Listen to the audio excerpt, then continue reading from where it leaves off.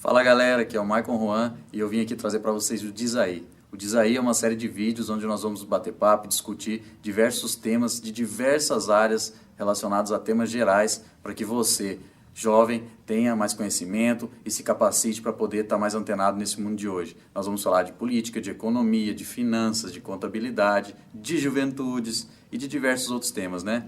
Então, conto com vocês para estar seguindo o nosso canal e vamos para a primeira entrevista, que é com o Alexandre Bossi Queiroz. O Alexandre, ele é graduado em Ciências Contábeis e Administração de Empresas e doutor em Contabilidade e Finanças pela Universidade de Saragoça, da Espanha.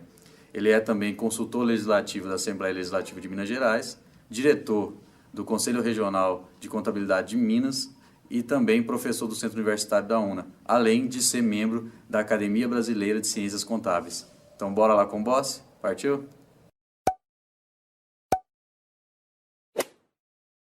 Bom, estamos aqui com o Alexandre Bossi, né, um grande amigo que eu tenho, especialista na área de controles da administração pública. Bossi, muito obrigado por ter aceito o convite. Eu que agradeço, Michael, o convite. Espero que essa sua iniciativa tenha êxito, levando conhecimento, discussões, reflexões aí para todo seu público aí, sua juventude, né? Ó, perfeito, eu que agradeço mesmo o convite e vamos lá então. Quais são os tipos de controles na administração pública que a gente tem hoje no Brasil? Antes de falar dos tipos de controle, eu sempre ressalto, que é até a área que eu estudo, né, que o controle e a transparência são fundamentais para que uma administração pública funcione. Tem até um dito que eu costumo repetir, que eu falo que o nosso problema não é necessariamente a corrupção. A corrupção tem em tudo quanto é lugar. Nosso problema é a falta de controle, porque a partir do momento que existe uma sociedade, ou institutos, ou instituições fortes que estão controlando, aquela pessoa que quer fazer alguma coisa errada, ela teria que ficar mais atenta. Bom, mas direto na sua pergunta, são 3 tipos de controle que a doutrina coloca. O chamado controle interno, o controle externo e o controle social.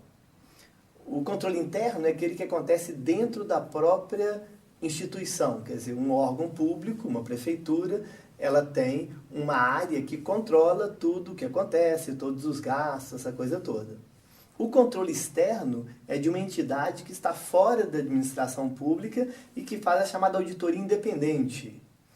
No caso, os tribunais de contas. Então, tem um órgão, né, que chama Tribunais de Contas, que fiscaliza toda a administração pública. E o controle social é quando a sociedade toma as rédeas dessa função, porque ela, na verdade, é a principal interessada, porque o dinheiro é dinheiro público, né? Então, ela faz o controle social. Através de voluntariado, de iniciativas, a sociedade resolve acompanhar tudo que acontece na administração pública.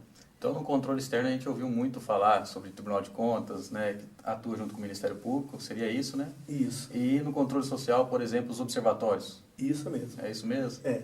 Existem algumas deficiências. Por exemplo, o controle interno no Brasil, apesar de ser uma determinação constitucional, eles não funcionam ao contento.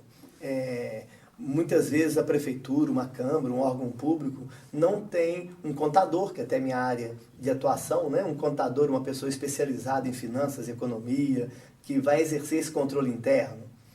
É uma coisa que a gente defende sempre, que toda administração pública devia ter uma controladoria interna com procedimentos de tal forma que evitasse qualquer tipo de problema já na própria raiz. Ou seja, se você tem controles internos efetivos, os problemas acabam não acontecendo, né?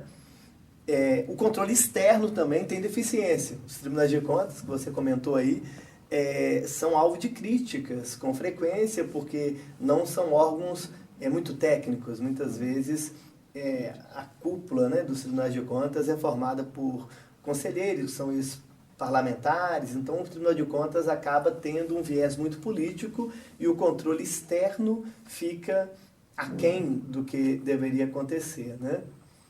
E o controle social, que eu acho que é a grande esperança, né? Hoje em dia, com todas as tecnologias que tem, com internet, com informática, com uma legislação que garante, né, uma participação cidadã, se o cidadão quiser, ele tem acesso a tudo que acontece na administração pública. Então, acho que a grande esperança é o controle social. Aproveitar dos portais de transparência que tem, né? Sim. Né? E você já falou um pouco, né, mas eu vou perguntar, às vezes você pode especificar o que, na sua opinião, são efetivos esses controles hoje? É basicamente isso. Acho que o controle interno precisa ser aperfeiçoado. Não existe, às vezes, uma prioridade do gestor em contratar ou colocar um controlador efetivo mesmo. O controle externo, que é o controle dos tribunais de contas, cumpre relativamente bem o controle de regularidade ou controle de legalidade, mas quando é controlar mesmo se está tendo desvio, se está tendo corrupção, questão de licitações, questão de mau uso do dinheiro público, funciona muito mal, tanto que a gente nunca nem ouve falar dos tribunais de contas, a imprensa é muito mais efetiva do que os tribunais de contas. E o controle social, nos últimos anos, começa a ganhar força justamente por causa dos portais de transparência que você colocou. Eu, que tenho uma atuação grande, dando palestra para vereadores, viajando, né, explicando como exercer o controle social, a gente percebe que hoje tem muita coisa, de qualquer entidade pública, à disposição na internet. Só que tem dificuldades, né? Tem dificuldades porque, muitas vezes, a linguagem colocada nos sites públicos, ela não é uma linguagem tão acessível. Mais técnica, né?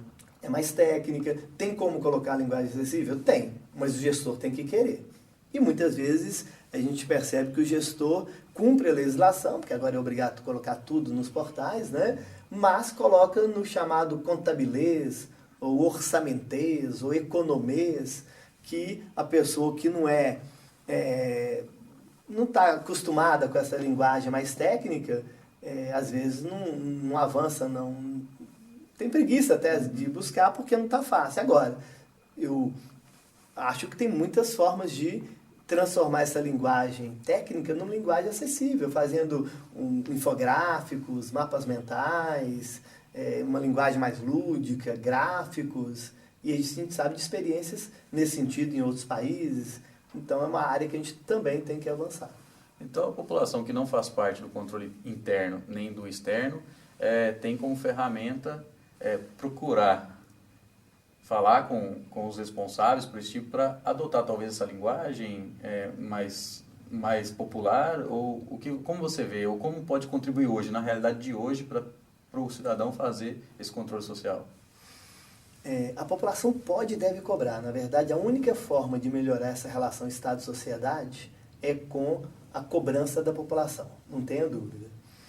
A iniciativa ideal que viesse do próprio gestor, mas a gente percebe, por questões culturais, que não existe uma boa vontade em colocar essas informações de maneira mais fáceis para a população.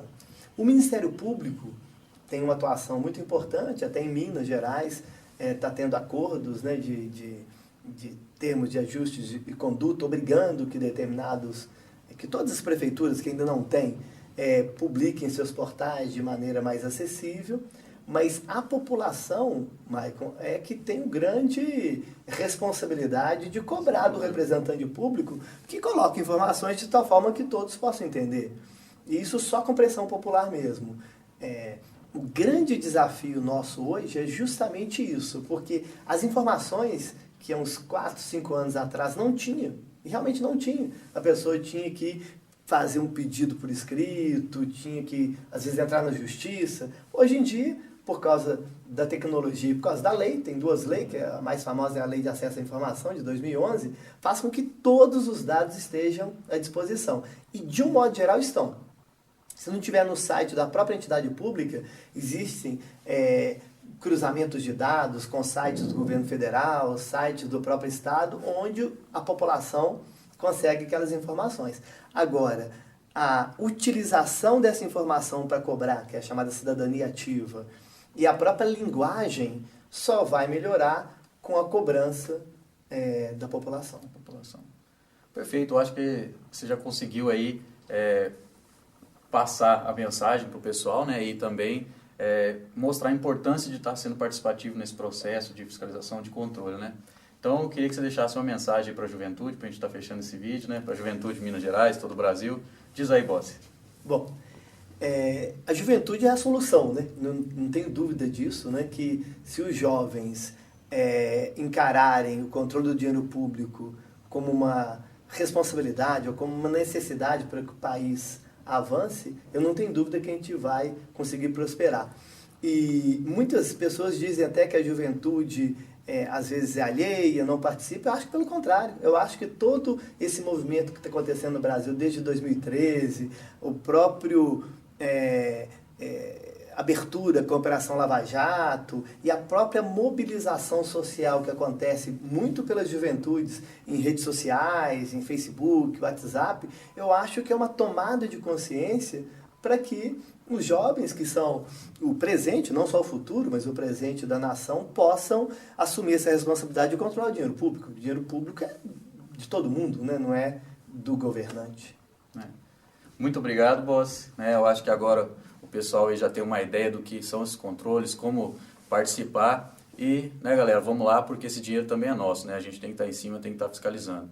Agradeço vocês aí por ter assistido o canal, agradeço você, Boss. Muito obrigado, agradeço. Pela parceria, pela amizade, né? Por ter se disponibilizado para fazer esse bate-papo com a gente. E quero convidar vocês aí para estar curtindo o nosso canal, assistindo agora, provavelmente nos próximos dias já vamos ter outros vídeos. E que vocês estejam participando com a gente, levando conhecimento para a juventude, que a gente precisa de mais profissionais informados, mais profissionais responsáveis e mais preocupados também com a sociedade, né? Então valeu, galera. Obrigado e até o próximo Diz Aí.